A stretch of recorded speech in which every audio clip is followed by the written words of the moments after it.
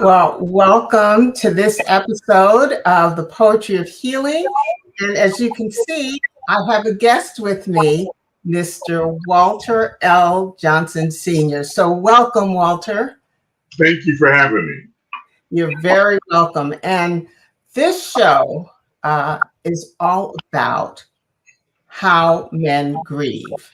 And so I encourage you to stay with us. Walter has a compelling, riveting story of loss and love. And so before we begin, I'd like to guide you and invite you through a centering exercise. And we do this kind of to bring us into this space, bring our focus into this space for this special time together. So I'm going to invite you to either lower your gaze or close your eyes.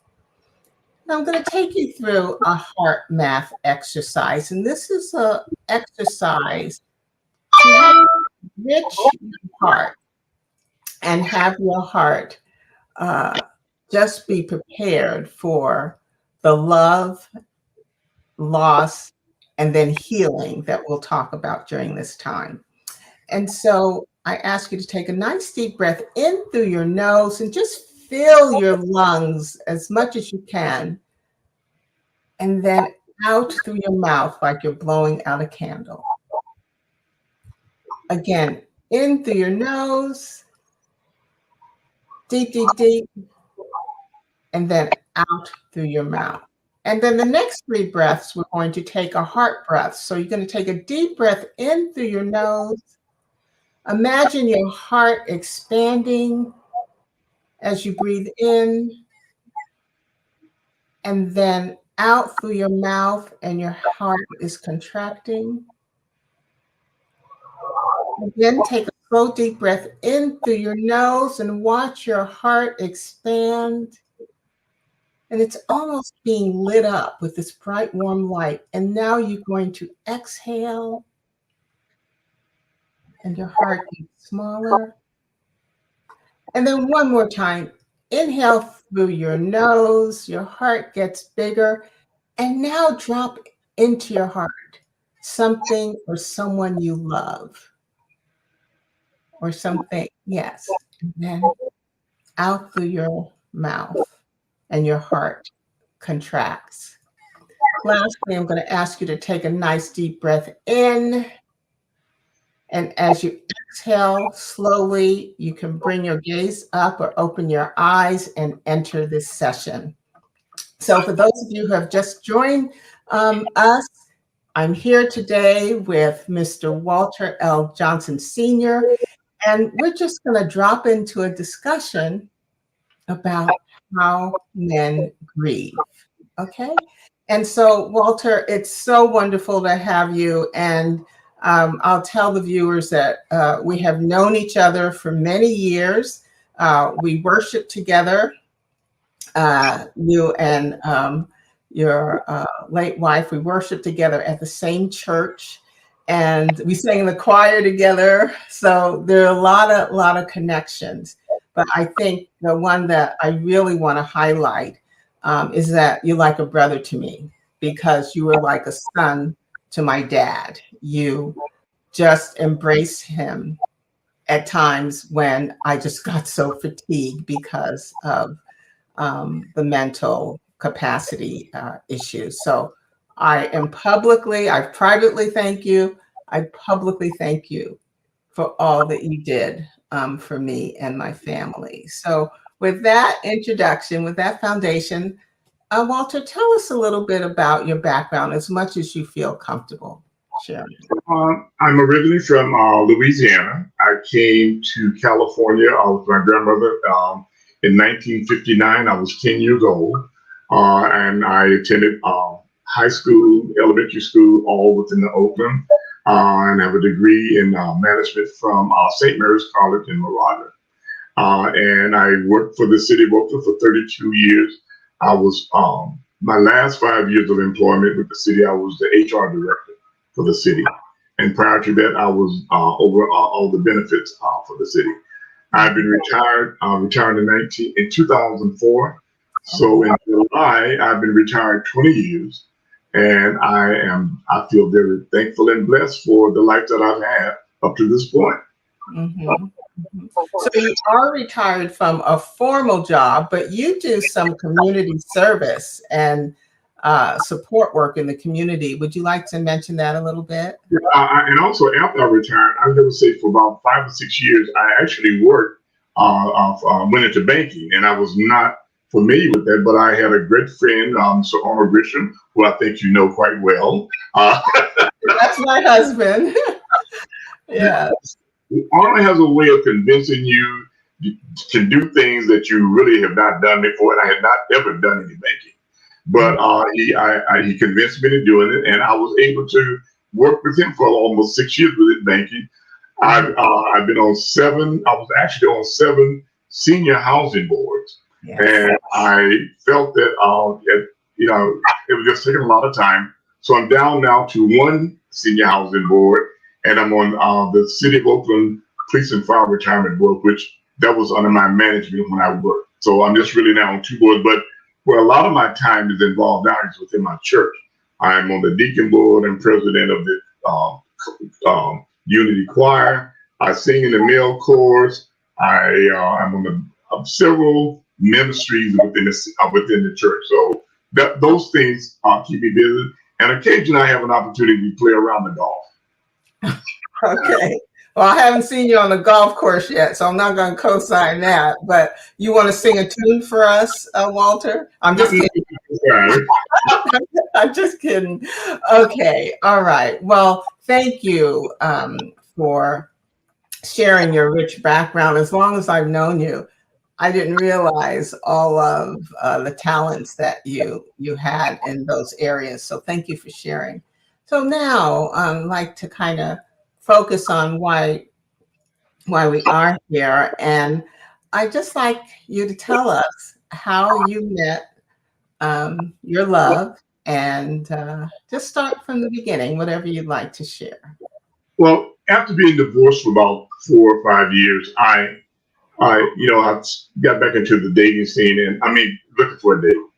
And I never will forget this date, October 17th, 1997 was when I met my queen. And I call her my queen, but her name was Gaynell. And from that date forward, for that, I said, well, okay, we're too old to have all these long type engagements, so we need to get married. And well, she fought that off for a while. I said, and every time we would get together, I said, okay, well, when are we going to get married? So exactly 1 year to the date, October 17th, 1998, was when we actually said I do to one another. And that picture that was taken in Lake Merritt, for those columns are when you walk around it, and that was October 17th, 1998. As you can see, I had hair and I was a little thinner. Okay, so we'll keep that visual. We'll keep that in our head. So go ahead. So you two had an And incredible. and one of the things that and so she retired about 4 years before I did. And as a matter of fact, she was actually 7 years older than I. And you always have this thing about can younger men and older ladies actually come together?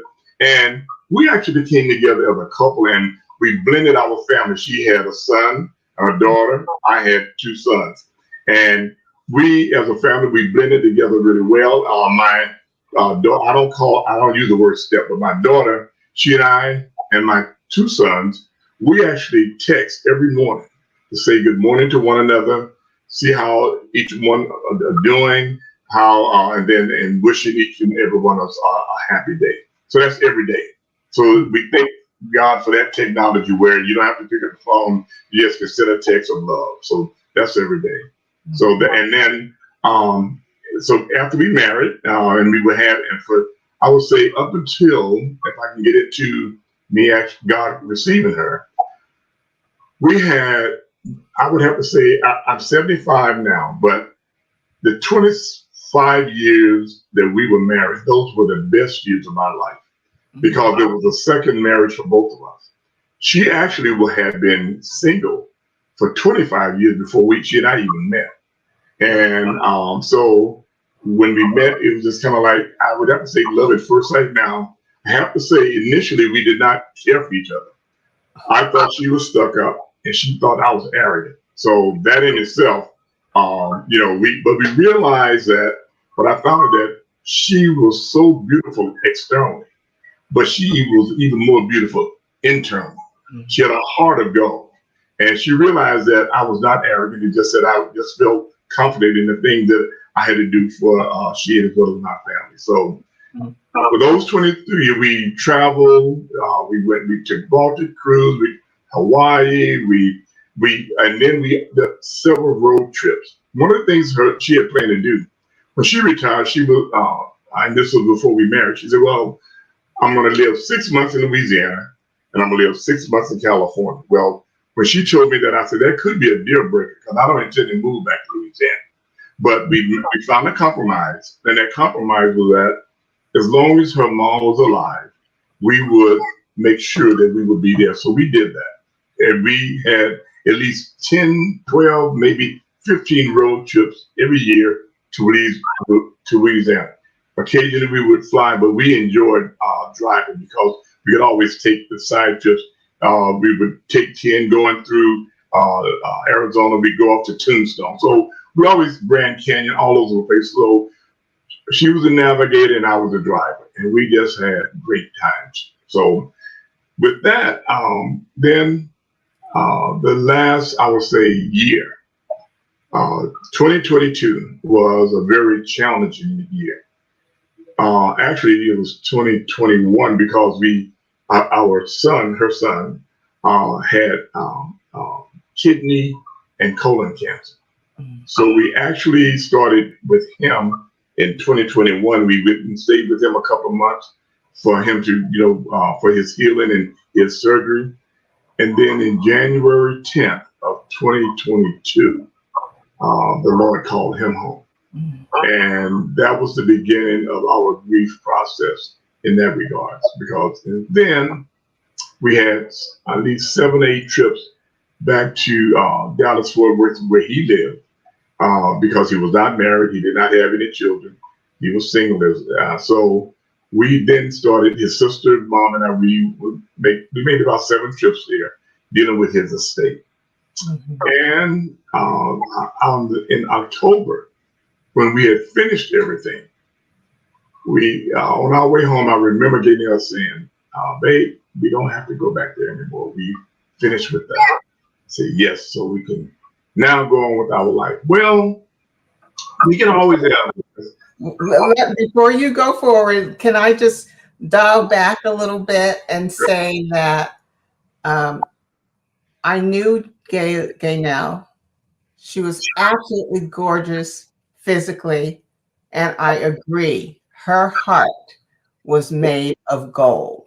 And when you saw Walter, you saw Gaynell. When you saw Gaynell, you saw Walter. They were inseparable. And I just want to share, and I'm so glad that you shared these pictures with me. Would you mind just giving us a little backdrop of each picture, or trying to create memories? It was the day of our wedding, and we were headed to the reception hall, which was on the other side of the lake. But she, when we would walk the lake, she always said, this spot here is where we would take some of our wedding pictures. So we actually went to the lake after the ceremony, and that's where we took our pictures there. And I walk the lake now, and it's ironic that that pole to the left, that pole now is wrapped with a branch that has wrapped around it. But every time I pass that pole, that section, I always reflect back to October 17th, 1998, because that was the day we were standing there, and that was probably, we had an evening wedding, so that was probably about 5:30, because it's a little dark there. So that was, yeah. You can see that it's almost dusk. Right. And for those viewers who have just dropped in, I'm with Mr. Walter L. Johnson Sr., And he's just taking us through uh, the memories with his wife Gaynell. And so I'm going to start showing pictures that he shared with me, and he's going to give a little backdrop. Okay, so let's go. We have about 5 more pictures. That picture was when Gaynell and I was in San Diego. And we were there for a board, one of my boards I was on. We were down there for a board meeting, and we were actually out to lunch. And actually, there was an evening dinner that evening there in San Diego. Yeah, I cropped out the empty dinner plates. And Gaynell wore those hats, and she wore them well. Yeah, and that was an evening that one of our friends, a guy that used to work for me, his son was getting married, and they had a reception. So that day, Gaynell and I actually had gone to the wedding and to that reception, and that was up in Pittsburgh, here in California. Mhm. That picture there really touched me. That's our favorite picture. That picture was taken in Louisiana. We had gone down to the Bayou Classic, and we were just out and about that day. And that was her favorite hat, and that was my favorite cat.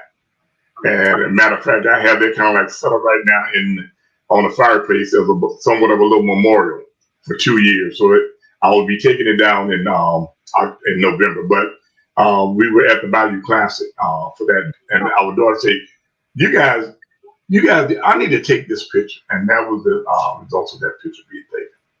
And this picture captures the essence of your love and the joy that you shared between. It's just perfect.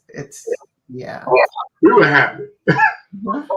That was Father's Day at church one Sunday, and so yes, she loved her hats, and she has some beautiful hats. And I always tried to accent her with whatever that she wore with what I was going to try to wear. So that was Father's Day, and that was after church one Father's Day. That was about 3 years ago. Uh-huh. Yeah. Mhm. And this picture. And that picture was Mother's Day. Oh, And that was after church one Sunday. And so we took that picture there on Mother's Day. And mhm. we were getting ready to go to dinner. So that was after church as well. Yeah. So we went through your meeting, and the story you tell about one not really liking the other or thinking something about the other is so familiar. It happens. Maybe that's a sign that you really do belong together if you come together in that way. So let's move to, if we might, Walter, to day. Um, the day that Gayleen left. I would have to say that that morning, like I said, all that story is just like yesterday. That morning, November the 4th, 2022. Beautiful morning. We got up, had breakfast, talking and all that. And that evening, we had gone through the day. So that evening, I guess around uh, about 6 o'clock, she says, Walter, she says, I want to go to emergency. And she said, I'm not feeling well. So I said, you want me to call 911? No, I'm going to get dressed and we're going to go. So I'm being an obedient husband, doing what I'm supposed to do. She got dressed and we got into the car and we headed. Kaiser San Andreas is only about less than 3 miles from us. And I was driving and I noticed that she began to have breathing problems. And I got to emergency. And I heard her take I would say her last breath. So I said I was going to get a wheelchair. And so when I got back, and I had dirty limit when I got back, and I had to literally pick her out of the car and put her in the wheelchair. They rushed her to the back. and they worked on her. So and so at 8:04, they came out and told me that that she was not. They did not revive her. Um, then I had the difficult task, calling my daughter and sharing it with her. And at the time, I did not understand the 5 steps of grief: anger, denial, bargaining, depression, and acceptance. I didn't understand that as I understand those things later. But what I did realize is that I accepted before any of the other stuff. I've never been angry, and I and never did not been in denial about it, and never tried to bargain. But acceptance for me was the key. I knew that when I left that hospital that night, that she was not coming back with me. No matter what I did and no matter what I said, she was not coming back with me. So I had to accept the fact that she had been received by God Almighty. Then I realized that, okay, I heard a lot of people as I talked along the way say, well, I can't sleep in that room anymore. I can't stay in this house any longer if I'm alone. And I refused to do that. I came home that night, even with grief and everything, and I slept in the bed that we had slept in the bed for 25 years. Um, the only thing, and then my sisters and family all felt that, well, you're in this large house and you need to have someone with you. And I said, no, I don't need a babysitter.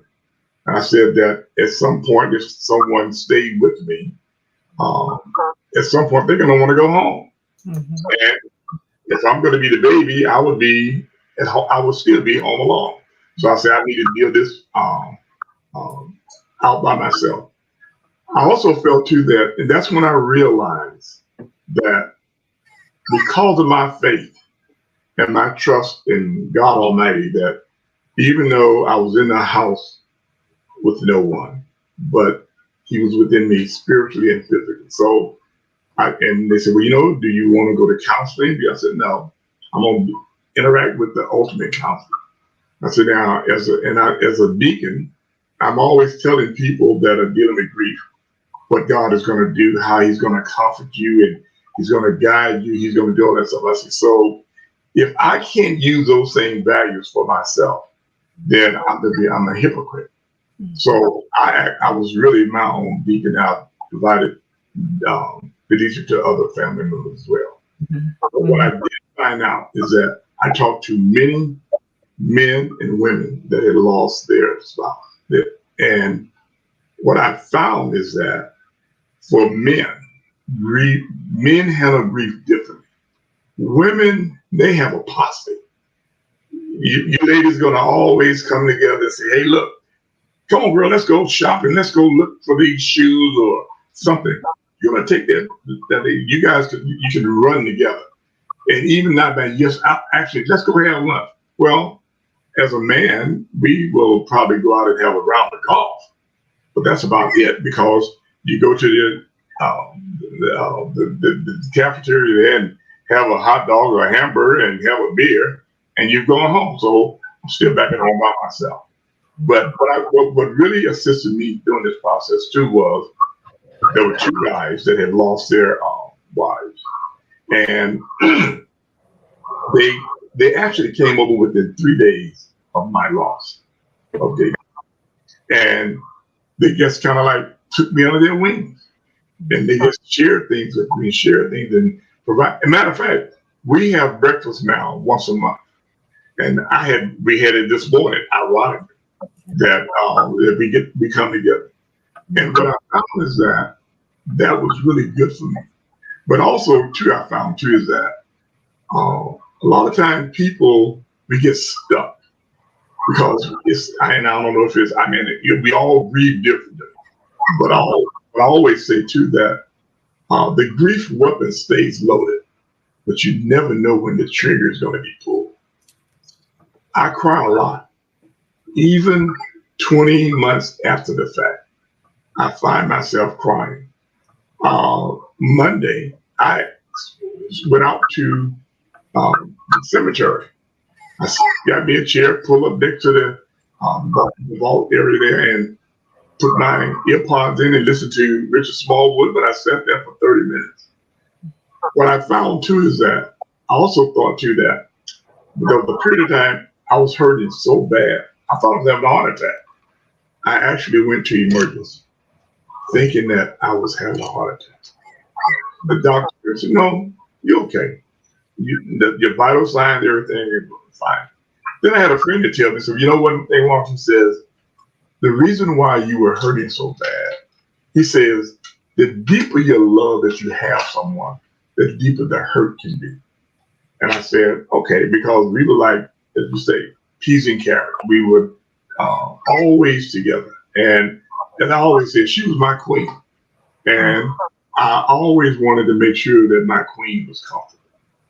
You know, from the South, and then I learned as a younger man that you open doors for your other queen when they're getting out of the car. If they're going into a house or any building, you open doors. So that was just part of my doing. And she was so spoiled. She told me about this. She was so spoiled on me opening doors and stuff like that. She and her best friend had gone shopping, and the best friend drove, and so Lynette was still sitting in the car waiting for someone to come around and open the door. She said, "Gaynell, you better well get out. Walter's not with us today, okay?"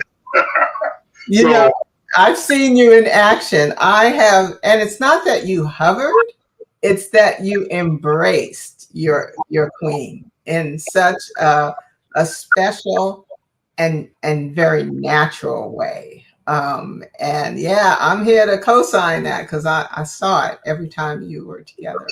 Well, you to go back a little and responses to grief are physical, psychological, social, behavioral. You talked about the pain being so intense that you thought you were having a heart attack. What other symptoms or conditions appeared as you were going through the grief early and, of course, later? Early on, my biggest challenge then was number one, eating alone. I lost 20 pounds because, first of all, I did not have the appetite that I once had when we were together. And then the fact when I would eat, I would not eat. I would get a bowl of soup, make a sandwich, but not full meals that were balanced with vegetables, your meat, and your starch.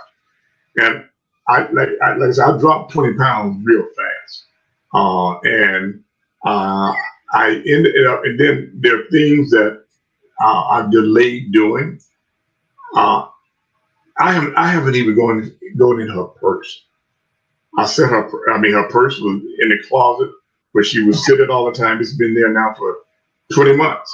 And so I've set a timeline for myself to really start dealing with her personal stuff. What I had to do was change the bedroom around to move some of the things that she had in it that brought memory, as well as we had pictures all over the house. So what I did was I moved all the pictures into one room, which is our living room. And so every morning I had this one picture that's sitting on the speaker. I would walk in, I say, "Good morning, babe," and then I'll open up the blinds and I'll go to the rest of the house. And that was it. But I have to tell you, I had one unique experience. I guess about 2 months after she passed, I was lying in the bed and I was kind of halfway, but I felt this hug. She literally hugged me and said, "I love you." And I was telling the daughter about that. And she says, "I want my hug too." I said, "Well, we never know. Yes, you know your mom, she's something, okay." I would say the very next month, Regina called me and said, "Walter, I had my hug." Oh, And I thought that was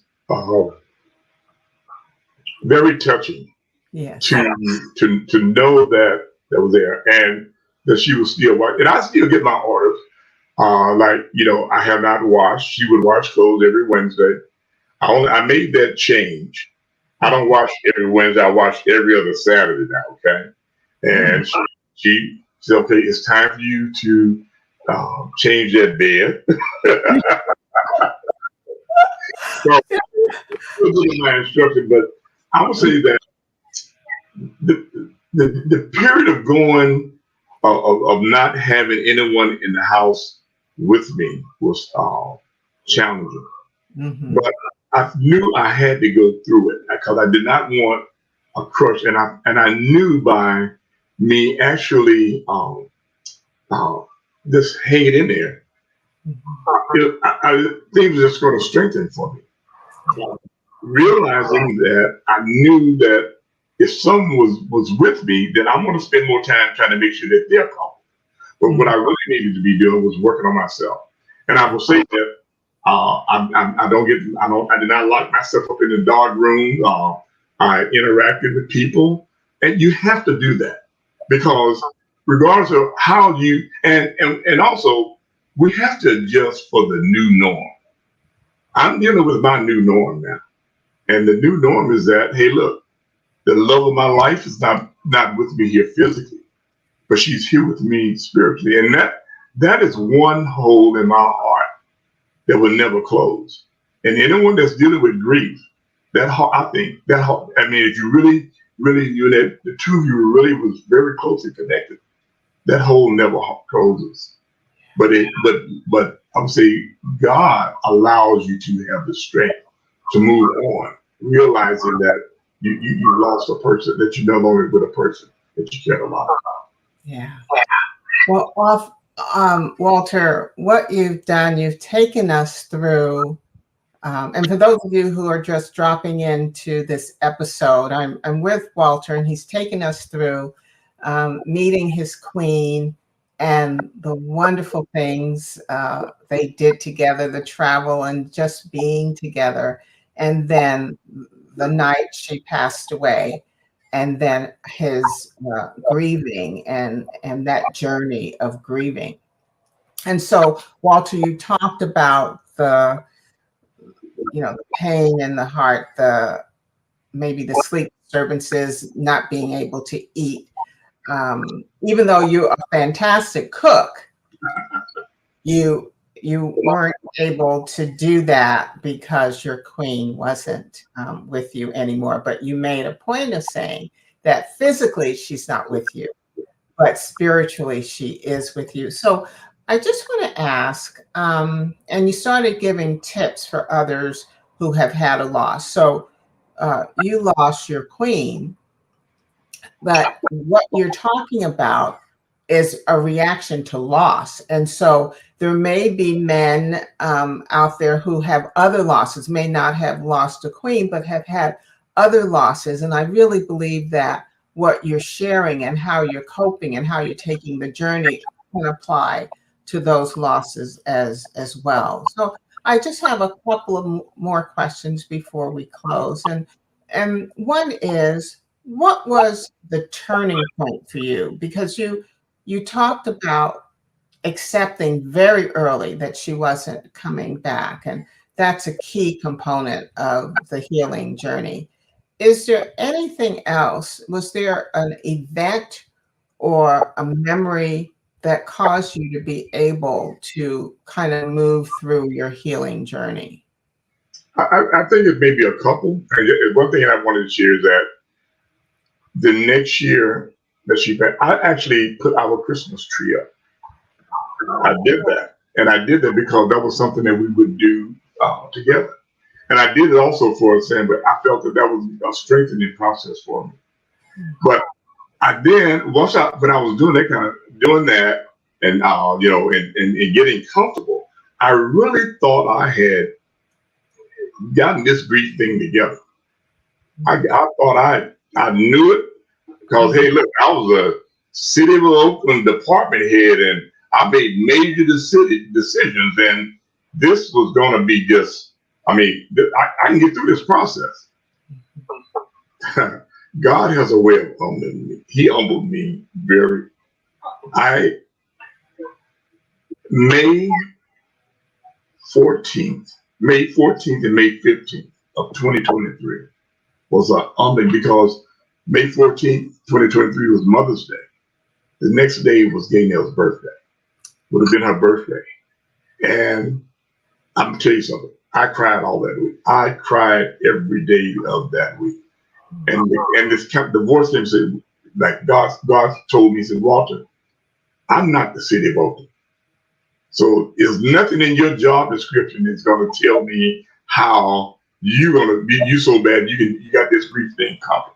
You see, you need, because I was telling everybody I'm okay. I said, you need to stop saying that.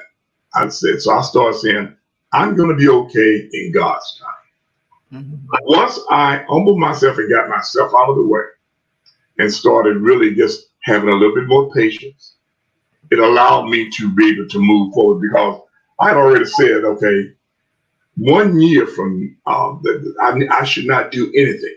Because you can make some major decisions that can come back to haunt you. So I didn't not make any major decisions within this 1 year. I said I was not even going to be thinking about, do I have a new companion or what was it about? That was nowhere in the thought process for a year. And I got through that. Now, I know everybody will say, well, 1 year and he's already out with someone. First of all, it's really nobody else's business. How you decide that you're going to deal, or when did you decide that you're going to be with someone? God did not put us on this earth to be alone. So if he calls your loved one home, then he has something else open up for you. So I dealt with it the way that I felt, and it had nothing to do with what people thought. And I think we should not put the emphasis on what people think that your next steps may be.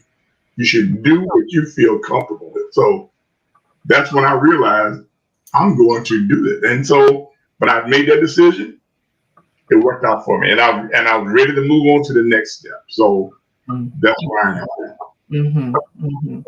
So I'm going to ask you. I made some questions here. Let me just see if there's something else I didn't ask you. What would you like people to take away from our conversation? Two things. I still wear my wedding ring, okay? That's comfort to me. You might not want to wear your ring, but all I say to anyone that's dealing with a grieving process, do not lock yourself up in a room and looking at four walls in the dark or even in the light. Get out, get among people. Number one, you have to do what's comfortable for you. Now, people can have suggestions, but what their suggestion might not be what's best for you. It's all I listen to everything that people share with me, but I did what I felt what was comfortable for me. Also, people gonna they can see, they don't really, sometimes they will say things they don't really realize. Really, all you need sometimes just someone to listen to you. So find you someone that can talk to you. I mean, that you can talk to, that has a listening ear, and that's someone that you can trust. And then also make sure that whatever you do, you're going to be doing it for what's best for you. Now, I'm a Christian. I consider myself as a strong, staunch Christian. So I believe that God closes doors, but he also opens doors. So what you have to do with this process, you got to have some patience. Like I say, I have 3 or 4 closets of clothes I have not done anything with. I have not gone into her purse. And it's just because I wasn't comfortable doing that.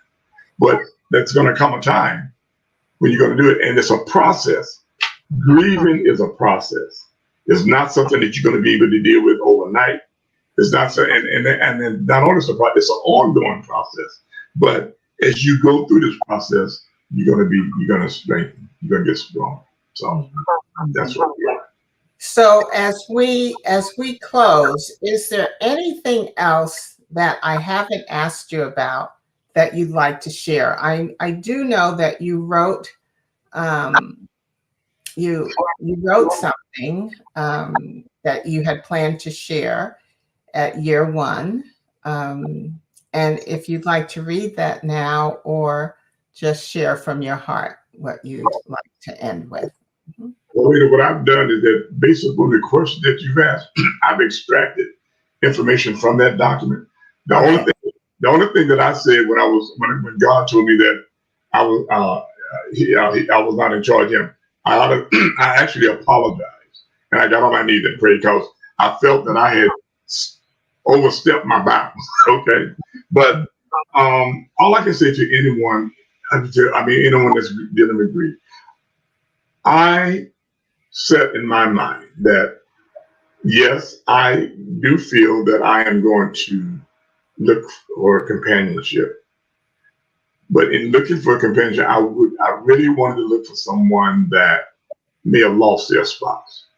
For the Mhm. simple reason that we both have something that would be in common. Triggers come at different times.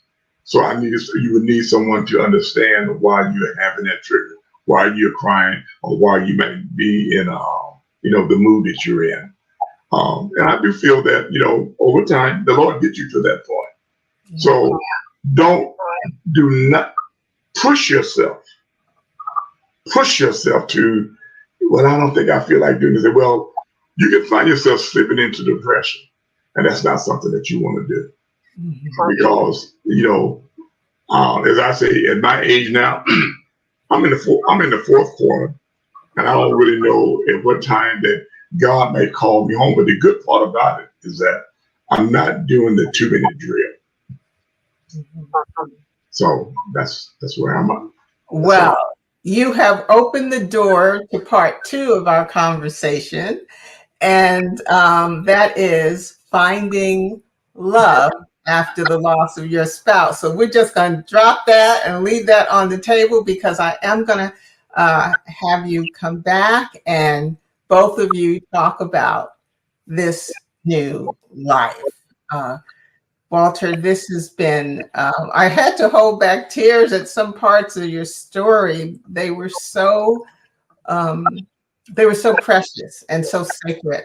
And I want to thank you for being so vulnerable and so transparent with your journey because there's so many, and I'll say men and women, particularly men, that may not know how to navigate this because socially, that's not how you're socialized. And so I know that you have given insight and inspiration to anyone who's going to hear this. And viewers, I just encourage you to share this show um, with, with others who you believe it might be helpful. So, I asked you if you wanted to stay as I close, so I'm going to take us through some affirmations that will kind of support and highlight what you've shared with us. And just as a reminder, affirmations are help reinforce positive beliefs and attitudes that we have or think about, and then it really helps us to empower and take control of our lives and just enhance that inner strength. So I have 7, and this is how it goes. I will say the affirmation out loud, and then you repeat it. And if you're at a place where you can say it out loud, that's fine because energy words have energy. Otherwise, just mentally say it. Okay, so um, here we go. And if you want to lower your gaze or close your eyes and also visualize the words that I am saying, that also helps. So here we go. Just take a nice deep breath in, and then as you exhale, gently close your eyes. So I'll say it, and then you repeat it. Every day, I am growing stronger, embracing love, and creating a future filled with possibility. Every day, I'm growing stronger, embracing love, and creating a future filled with possibility. Each tear reflects the deep love I had and helps me find peace. Each tear reflects the deep love I had and helps me find peace. I honor my journey through loss, knowing it leads to renewal and peace. I honor my journey through loss, knowing it leads to renewal and peace. Cherished memories warm my heart, guiding me to brighter tomorrows each day. Cherished memories warm my heart, guiding me to brighter tomorrows each day. In sorrow, I remember the love and the support that surrounds and guides me. In sorrow, I remember the love and support that surrounds and guides me. With each breath, I nurture hope, joy, and the strength to move forward. With each breath, I nurture hope, joy, and the strength to move forward. And lastly, the love I shared lives on, guiding me through each step of healing. The love I shared lives on, guiding me through each step of healing. So I'm going to ask you to take a nice deep breath in. And as you exhale, open your eyes. And Walter, I just thank you, thank you, thank you. Your journey is precious, sacred, and a gift to anyone who's heard it. And I just can't wait to come back for part two so we can talk about how this all turns out. Okay? All right. Yes, thank you. You're welcome. So, viewers, I just ask that you join me every first and third Sunday right here on blackdoctor.org to have and experience more stories about healing. Until then, I wish you love and light, and thank you for joining us today. And now I'll share some resources with you. Thank you.